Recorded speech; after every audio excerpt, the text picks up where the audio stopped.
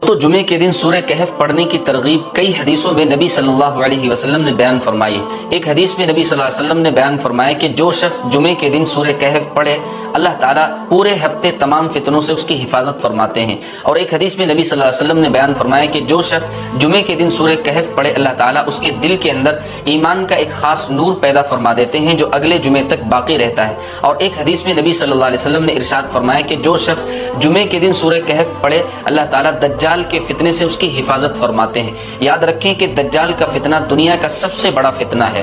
اللہ تعالیٰ اس صورت کی برکت سے اس بڑے فتنے سے بھی حفاظت فرمائیں گے۔ ان حدیثوں سے پتہ یہ چلتا ہے کہ اللہ تعالیٰ نے اس صورت کے اندر بہت خاص تاثیر رکھی ہے جو آپ کو فتنوں سے، فساد سے، مصیبتوں اور پریشانیوں سے بچاتی ہے۔